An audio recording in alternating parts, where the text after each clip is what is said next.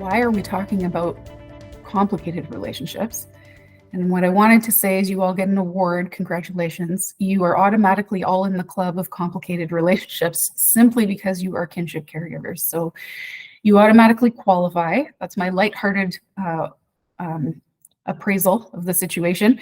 But I do more seriously actually want to just acknowledge how incredibly nuanced that is, how challenging that is, and how much passion you put into that for all sorts of complex reasons and all the difficulties that can come with it. So if you just take a look at the list, this is not exhaustive by any means, but here are some of the factors that make relationships feel more complicated.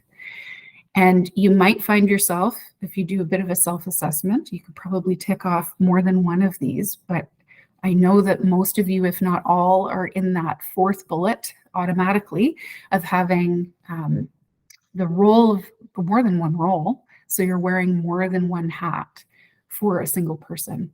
And so those dual relationships automatically feel extra confusing, not an automatic kind of definition of what's healthy in those relationships because they cross in some ways. And so when we talk about boundary work, it's like, yeah, but we're also considering what are healthy boundaries for two different roles. And that's tricky business. So as much as what makes this role or the dual roles worthwhile, being passionate about doing that and all the love and the hard work and the authenticity that you bring to that, which is so incredibly valuable. I think we often try and discount the hardship that comes part and parcel with that. And so I'm wanting to just put on the table that it is fair to acknowledge the challenges that come alongside. And it doesn't mean you wish you weren't doing this. It just means it's a both and experience. And it's fair that you're impacted by the hard stuff too. Here's a quote by someone who does boundary work 24/7. She's got a gift for succinctly summarizing aspects of boundaries that feel very accurate and true. This is one of them. Families remain dysfunctional when everyone pretends that things are okay. Something I have learned to feel more and more strongly about is that dealing with what is real, is so critically important to realistic outcomes. If we are pretending that things are okay, we are entering dysfunctional dynamics that can cement themselves. And we participate in those. We're not fully responsible for those dynamics, but it's so much more productive if we are dealing with what is actually the case than if we are just dealing with hopes or wishes. And it's sort of that acknowledgement that there is something real, and what that reality is the essential first step at changing the dynamics in relationships. And so we often avoid naming what's real because it feels either too scary or too complicated or dangerous even. And when our nervous systems detect, ooh, that feels too much, too overwhelming, I don't know that I have what it takes to be able to deal with that reality if I put it on the table. Those things contribute to this belief that it's better off that we just close our eyes. I love this picture. All I hear when I see that is la, la, la, la, la. I can't hear you. When we tune it out and we avoid it, it actually hurts us in the end and it comes back to bite us. So working with safe boundaries in small ways actually moves us slowly toward a sense of safety to the point where we actually feel we are capable of confronting things that have traditionally felt just too difficult. So I just wanted to offer and plant that little hope, because I think we are good as humans at trying to fake it. And just like you're smarter than that. You can detect when somebody's not being authentic, and we believe that over and above their performance. So that's the same when people are looking at us and hearing what might come across as lip service if it's not really reflecting what's happening on the inside for us. So we're going to take a look at how boundaries work in that area. I love this next quote by Elizabeth Earnshaw. And she says, when people set boundaries with you, it's their attempt to continue the relationship with you. It is not an attempt to hurt you. I think one of the biggest misconceptions about boundaries is that they are mean, hurtful, and by their very nature kind of designed to set up a barrier or to push people away. And in reality, boundaries are actually meant to safeguard closeness. They're a protective mechanism to offer us the most healthy version of our relationship if we do that well. So that's the goal of today, is to bring you closer to that understanding of what boundaries are.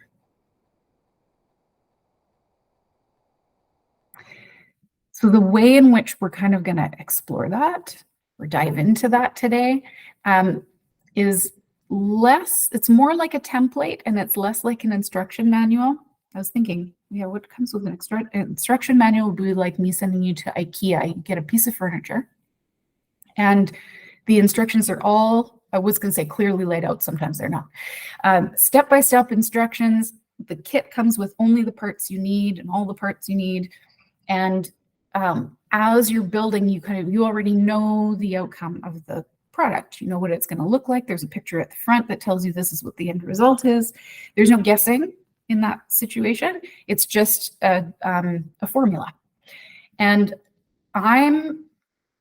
some workshops work like that, right? Some topics work like that. It's just a delivery of factual information, and you can absorb that information and you know what you're going to produce if you just follow that to the letter.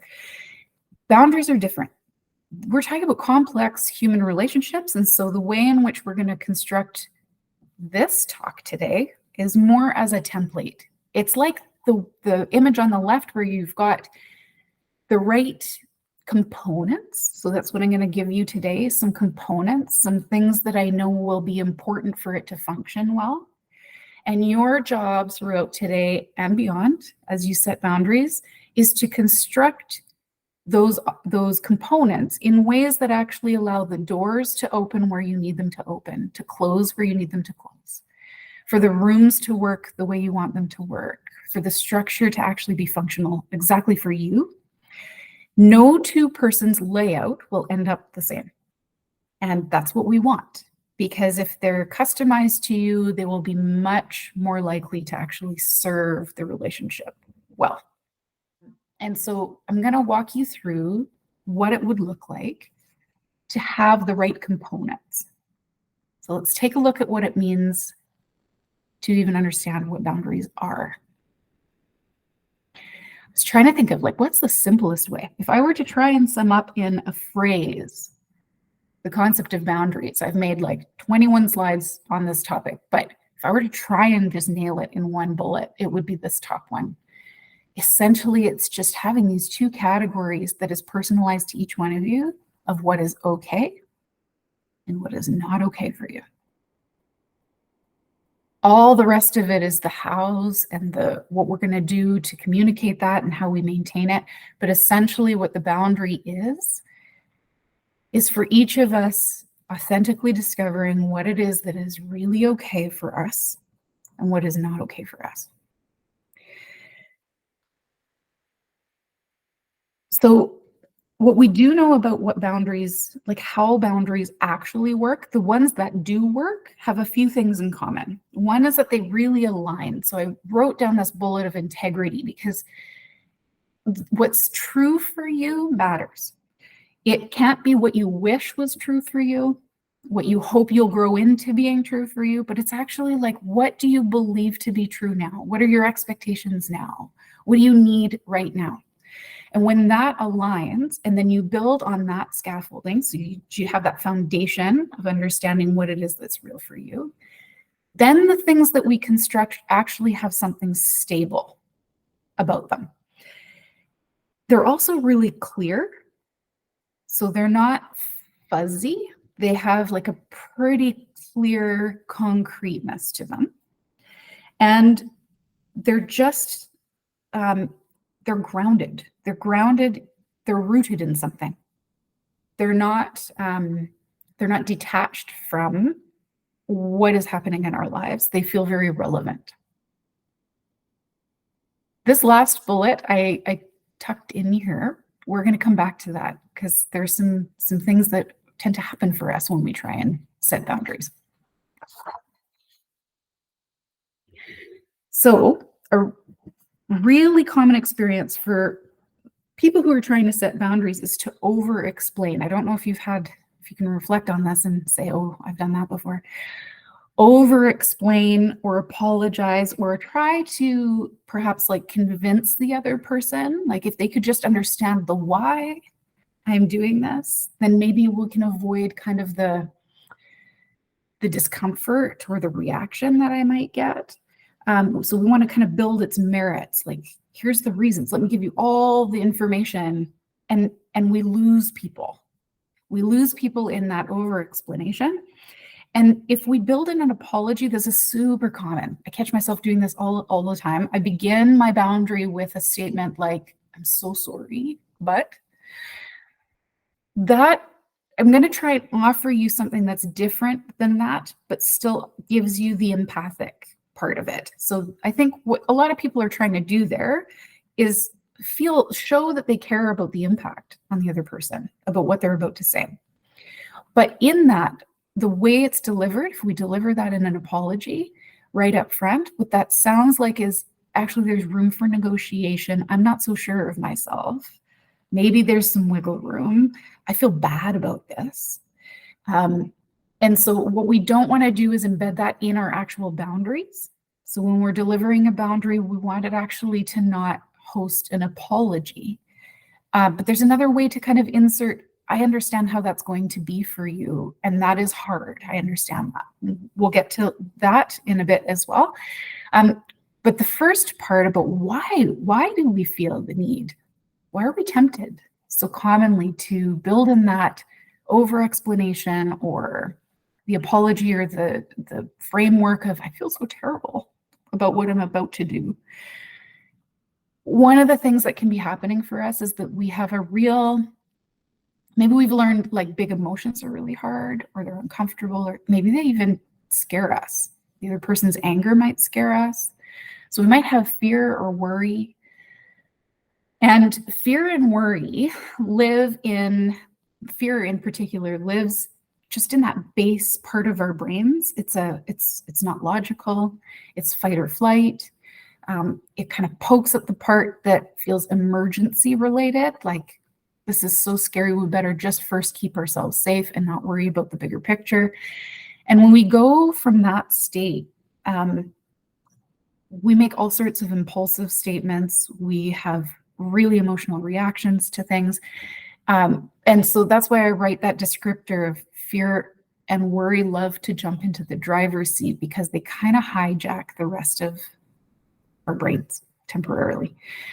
And so it's important even to recognize, like, so if I'm building in these apologies and this over explanation, I wonder if that's stemming from a place of fear. Am I going to get judged? Are they going to argue with me? And I don't really trust my ability to hold the line.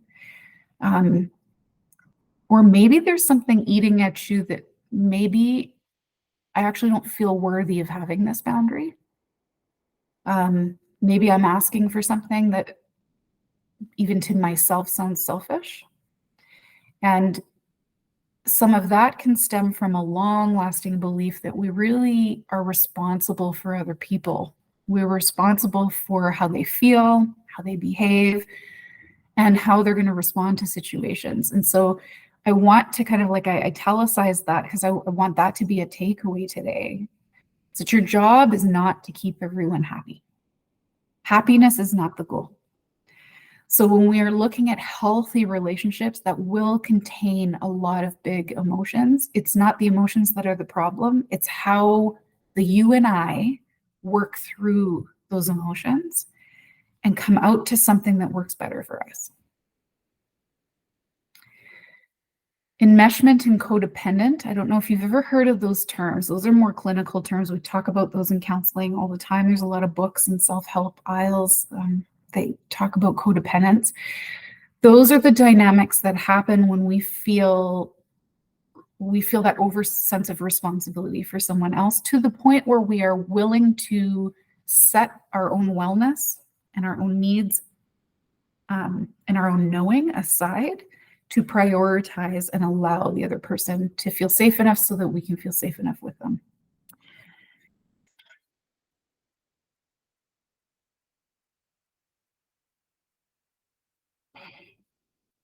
Accepting the relationship for what is doesn't mean accepting anything thrown my way.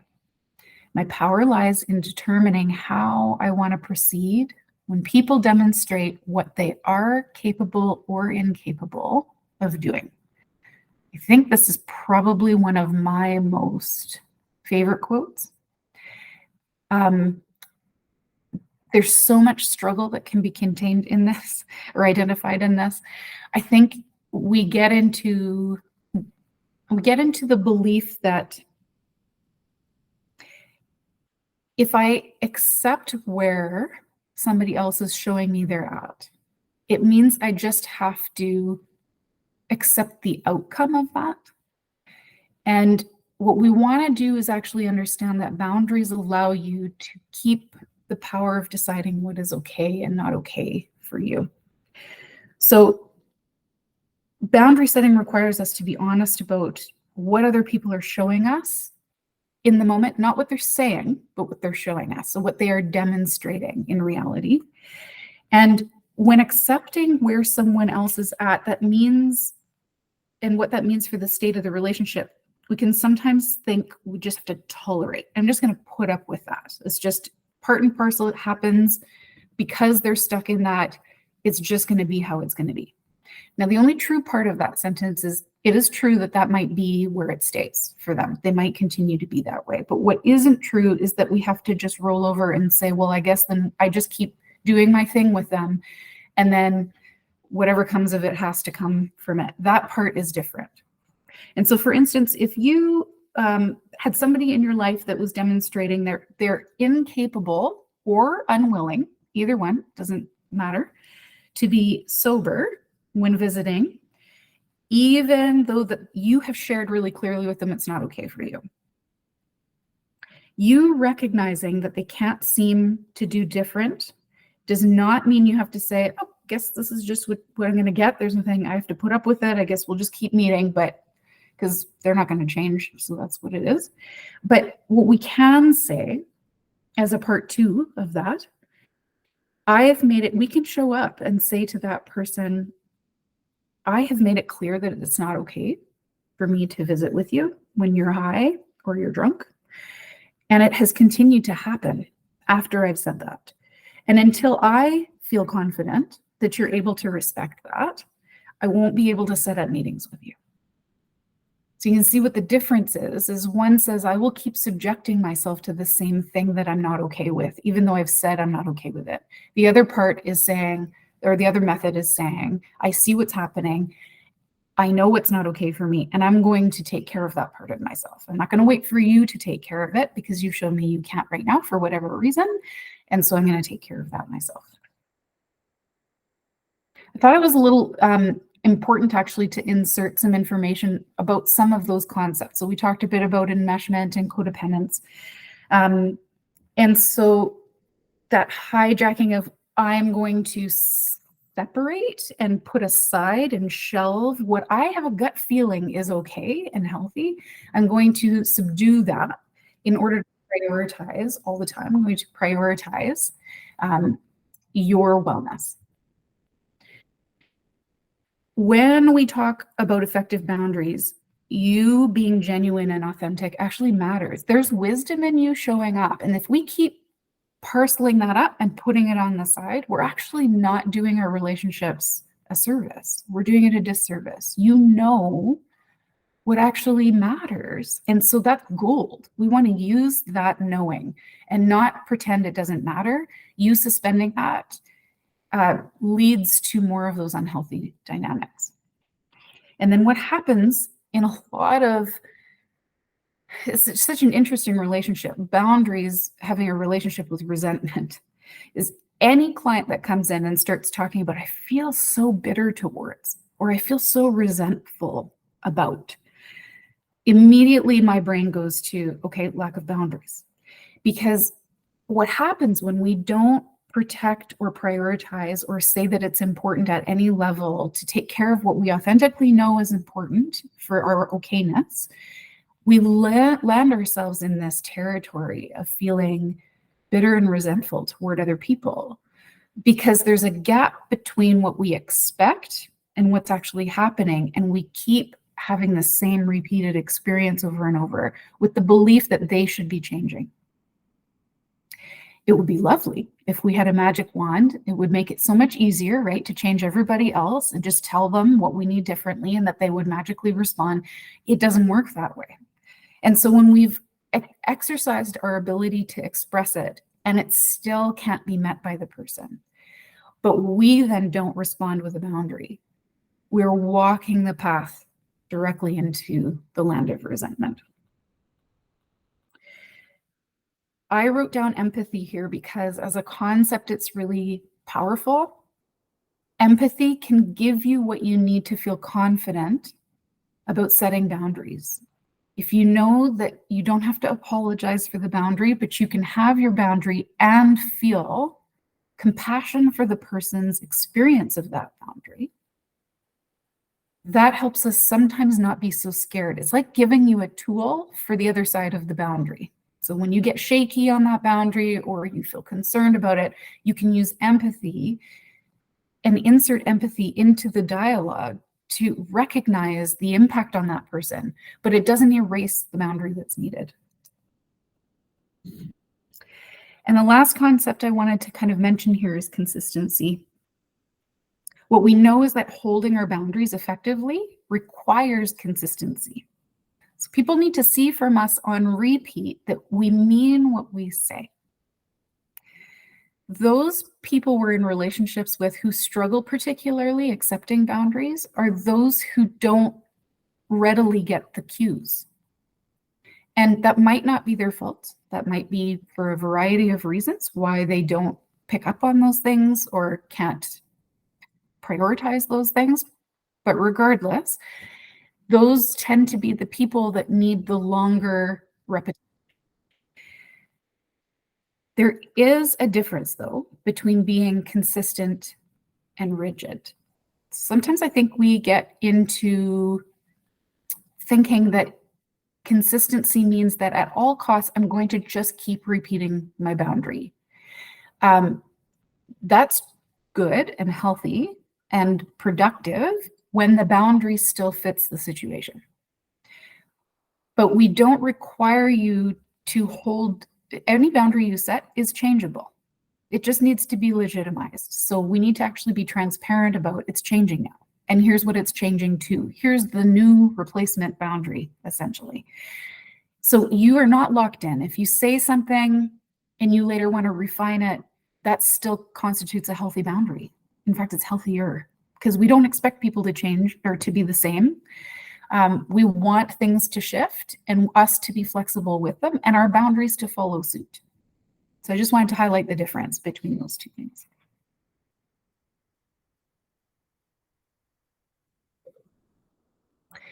I don't know if you learn like me. So this is how I learn. When I read something like a textbook or a self-help book or something like that, I get the most value out of seeing examples. So if I'm given instructions or like, here are all the principles, that gets in so far. And then what really takes it into kind of my bloodstream is hearing what it looks like to actually do those things. So I thought I would insert a few examples of what healthy boundaries can sound like. And you'll see none of them are longer than a few lines, right? Most of them are like a two-sentence structure. They're clear, they're to the point, and they sound something like this. I'd like to see you too. Tomorrow does not work for me though. I could get back to you with some options by this evening. So there's some features. I don't know if you can pick up on what some of the guideposts are about boundaries here already, but it's not just clear and to the point, but it's owning your responsibility and communicating what you're willing to do. So no, that does not work for me. Here's my intention though, and my desire. And what I will be doing about that is I will get back to you and I'll say when, right? So I'm not leaving the person hanging in anxiety for I don't know how long, but you're just gonna say, this is what works for me. And I've made it a sentence that I knew that I could follow through on. I didn't just promise I could get back to you tonight and then I go home going, oh, I have no time for this. That's not a healthy boundary. It has to be realistic to what you can actually follow through on. The second example would be, it makes me uncomfortable when we gather in that location actually. So I'd be fine meeting ... fill in the blank, right? I'd be fine meeting at the park or at a coffee shop. That says what is not okay for you. And then it follows up with what version would be okay for you. The third one is I am happy to be involved in that project, but I already know I cannot take on the whole thing. So the part that I can say yes to is, and then you define, right? You make it really clear, not fuzzy like, oh, I can take on some of it. Which parts? And the last one, it no longer works for me to drive the kids to lessons. I can do it this week, so there's an opportunity for you to find another driver going forward.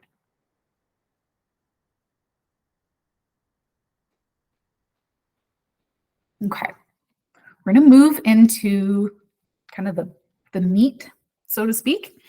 I would love to break it down kind of in 3 stages, 3 steps. And I'll walk through a little bit about what it means to do that step. And then I want you to use the worksheet or a blank piece of paper to just stay in step with me. So don't move too far ahead on the other steps, but we're gonna really slow down and take our time with making this real for us. And even if it isn't something that you end up using exactly, it gives you the feel for your own process, because I would love you to be able to say at the end of this, I feel equipped. I feel equipped to walk away and do this process in a way that's going to reflect what I actually need at any given time.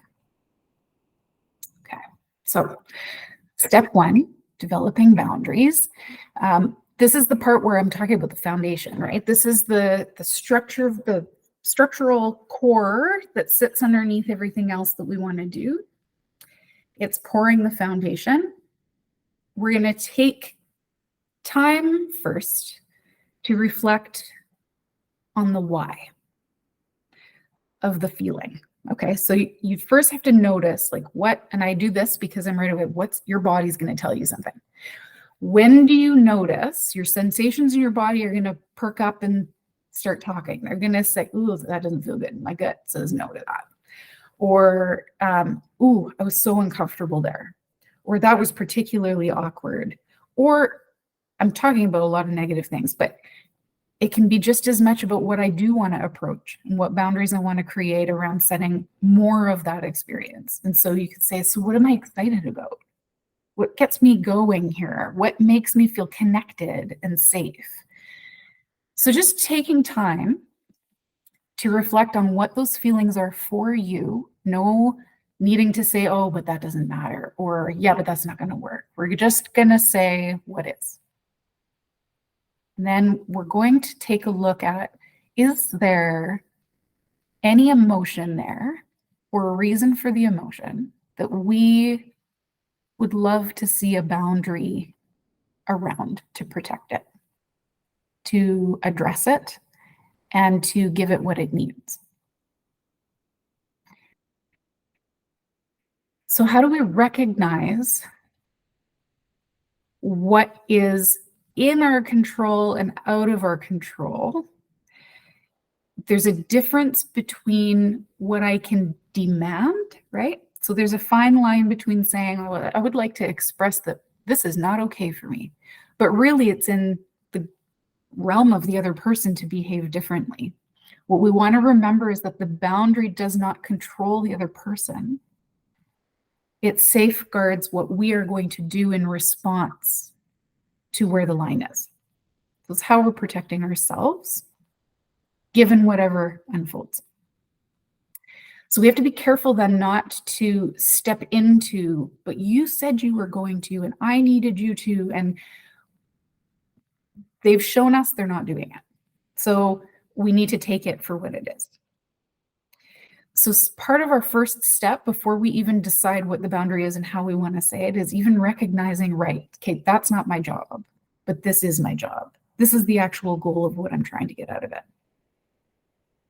Then you're going to decide on what your boundary needs to be more concretely. Okay, so we're going to decide, right, it's about this. This is what I'm safeguarding. This is what I like. This is what I don't like. This is what's okay. This is what's not okay. And now I can kind of see where the line needs to be in between. Then we're going to talk about how to feel confident in that before putting it out there. Your delivery matters and your follow-through matters. And so that early work of trying to decide on something we internally feel really confident about is going to actually be a good tool in our toolkit for when we talk to the person. You do not need to make everything okay for the other person to receive that boundary, but it might actually be helpful to think about some of these factors before you deliver a boundary that help you deliver it well. So if you think about, I will feel safe if I talk to them in this setting. Or a big one for people is if I put it in writing as opposed to having face-to-face dialogue.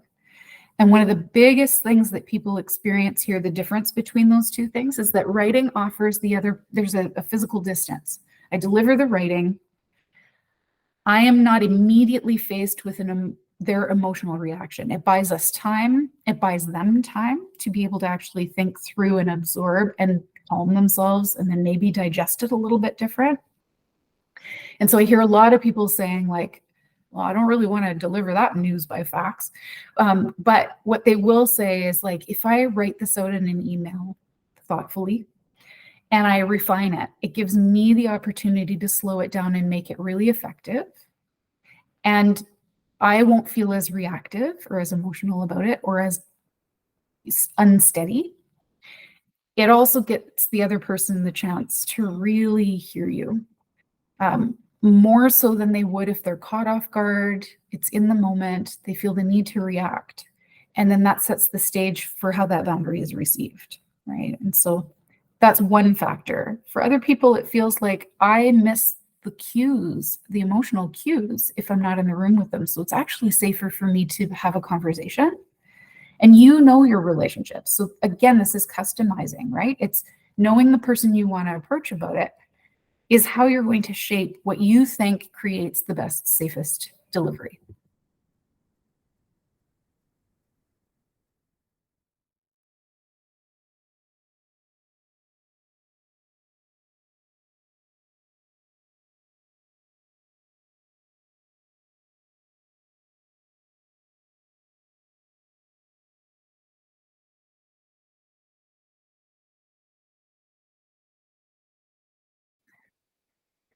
As you're finishing up with that, I'm going to run you through some of the components of what makes step 2 helpful and functional. The setting of the boundary. So step 1 was pouring that foundation so that what we build feels stable and functional. Setting the boundary is kind of the walls and the doors of your structure, right? So we're going to start building what it actually looks like for the places where people can come closer to us and need to step further away, what rooms they can kind of flow in between, how much space they can take up in those rooms, so on. The first thing we need to pay attention to is our own nervous system. So like I was talking about before, when we go into a fear state, I always call this like the limited buffet of options. You know, back in my day when they had you remember going to a buffet restaurant and it was just rows and rows of items, right? Your nervous system really only offers you a very limited buffet of choices. Your counter is about this big, and it's got about 4 options to it. So you can, and they all start with F conveniently, so they should be easy to remember. The first one is flight. So you might find that your nervous system veers toward running away or avoiding a situation. The running away is an active state, right? So you have to actually prime yourself to run away. It's the thing that gets you out of a situation. It's not passive. It takes a lot of effort, actually. But it's the thing that helps you remove yourself to safety. And then we have fighting, right? The fight response, which is like, I just want to fight back. I want to defend myself. I want to argue. I get louder, I get bolder, I get firmer, I get more rigid. That's the fight response and how that shows up. Fight, flight, freeze. Freeze is the third one that our nervous systems get to choose from in that limited buffet. And it is essentially the play dead feature. It's like, if I just stay quiet long enough, this will pass. So if I don't make any moves and nobody notices, I'll be okay. So you might, I don't know which one resonates with you, but most people have a bit of a leaning. They will lean more heavily in one direction over another. The fourth one is less obvious maybe and less commonly talked about. It's called fawning. Fawning is particularly a buffet option chosen in the dynamic of an unsafe relationship. So particularly in chronically unsafe relationships, it is a relational safety feature to try and keep everybody else happy so that we feel safe because they are okay. So it's a lot of things like hefty people pleasing, or we talked a little bit before about enmeshment. You'll see like, I feel overly responsible for keeping you okay, because when you are okay, then I can be okay. Codependence, same thing, right? So that's the category of fawning. So I want you to notice, because if you can tell which direction your nervous system tends to go, and we all have one, at least one, that tends to rely on it for a sense of safety, what you'll notice is that when that thing kicks in, it tends to do the driving, right? And then we don't think clearly, it feels like an emergency state. We're just going to get safe. We're not thinking of the big picture or what we really need here. So you can see why this would be interfering into setting actual good boundaries, because if we're in any of those states, and that's the state that we're in when we're trying to deliver a boundary, it's not likely to actually be effective. And then now we have a bit of a mess to clean up, because now we've said something that we really can't follow through on, or is half-baked, right? It wasn't a whole thing that's going to work. And then we have to go back and revisit that, perhaps apologize because of the way it came across, or whatever our responsibility is in that. And so I want you to just remember that in the stage of setting the boundary, consider what your nervous system first needs to regulate. Be calm, and by calm, I don't mean unemotional. You're allowed to have feelings when you're delivering a boundary, but you are in charge of those feelings. They are not in charge of you. That's essentially what we're after. So when you're in that state, this is a good exercise now to keep going through when we're setting boundaries. And then remind yourself from step one, the why this boundary is important. What's essentially the feature that tells you, I need this because.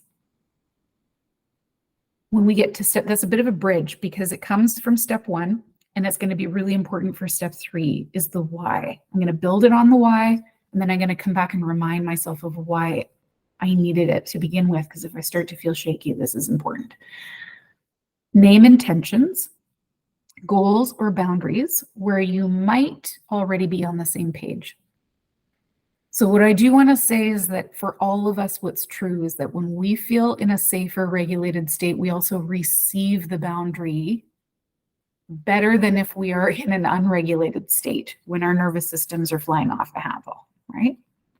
And so if we consider naming the things, beginning with the things where I think we both have buy-in here. You and I are actually already on the same page with this part. We have the same goal in mind. We might have been going about it in different ways, but if I can name that goal and say, hey, you and I, we matter. That already just highlights I value our relationship. And that's what is setting the stage for why I'm about to tell you what I'm about to tell you. Okay. And again, that can happen in a couple relationship, that can happen for a family, for a team that you're working with. So try and name what those things are. It's okay to acknowledge the differences in trying to reach the goals. So it's okay to say, like, I notice that you go about it in this way and I go about it in this way, and we're coming up against some bumps, right? That's not saying I have the better way, your way's terrible.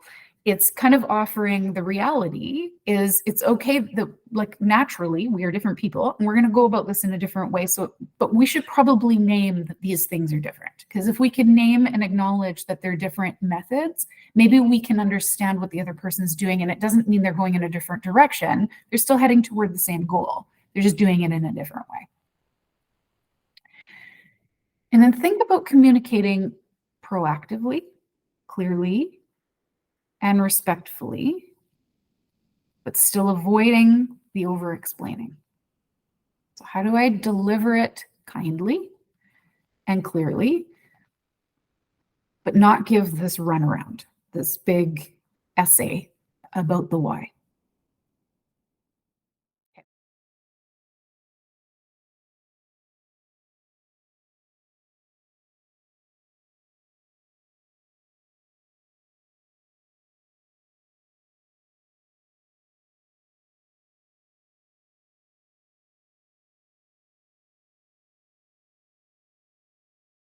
You know, you spend so much time making sure you have a really good foundation. You build this beautiful structure. It feels good. The flow is right. The doors are open where they should be open, closed where they need to be closed.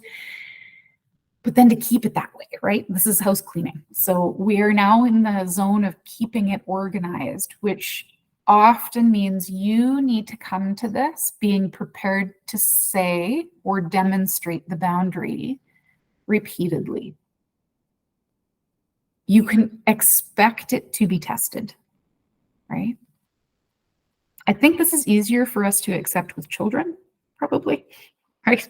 Kind of developmentally, we expect, like, yeah, they're going to push back on that. And we're just going to say, yeah, that's just how it is.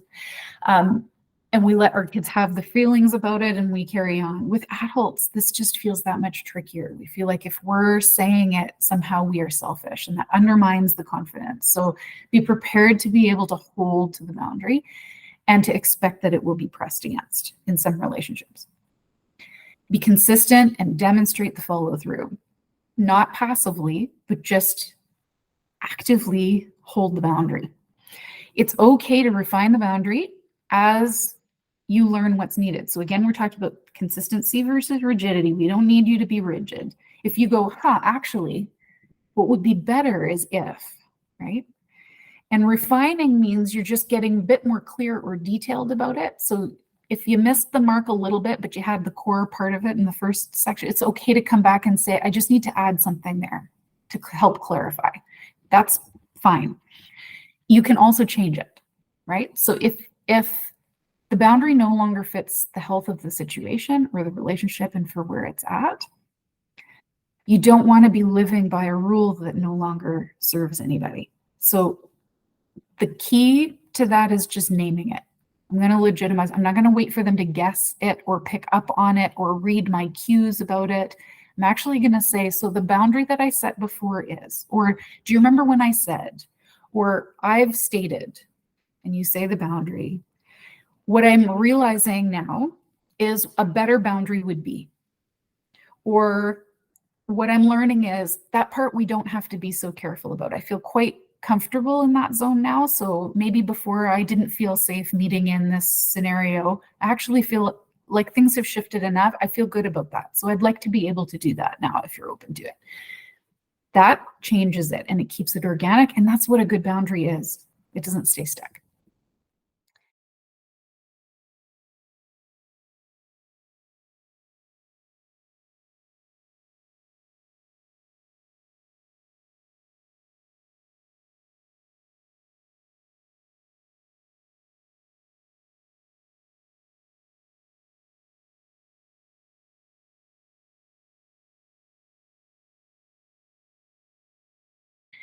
Self-care really is how we be true to ourselves, acknowledge what's happening, stay connected with ourselves, and then ground ourselves. How do we feel stable? How do we feel in line with our values? How do we take care of our minds and our bodies in small daily ways? So they might be ritualized, right? They might be things like every day I do this practice. Or they might be rhythms or patterns that we know are kind of in our toolkit for when we need them. So we might not do them every day, but we know what works, and then we lean in when we sense a sense of overwhelm. So if I have a really hard day, what I know is most important to me is, right? So that can be really physical. So things like pause long enough to drink an entire glass of water before you say the thing, or before you do the next part of your day. It's just, how do I slow myself down can be self-care. How do I check in with my body regularly? How am I feeling? How are my shoulders? You might be able to come up with a little bit of a self-care plan that you go back to when you're feeling overwhelmed and go, right, these are the 5 things I can let my body and my mind do. And then think about, does any of the overwhelm I'm feeling have to do with a need to revisit my boundaries? Is there anything off about what I have set up that actually it's time for an update? We need to edit. So I'm going to wrap up today by leaving you with some relevant resources around family mental health and boundary setting. You'll see some icons there that represent different ways of learning and different resources, different resource types that might be available to you, either books or podcasts or downloadable articles or online courses, for instance. And the majority of these are free to access, and so I'd encourage you to check those out. Wishing you all the best in your complex relationships and in your boundary setting. Take care.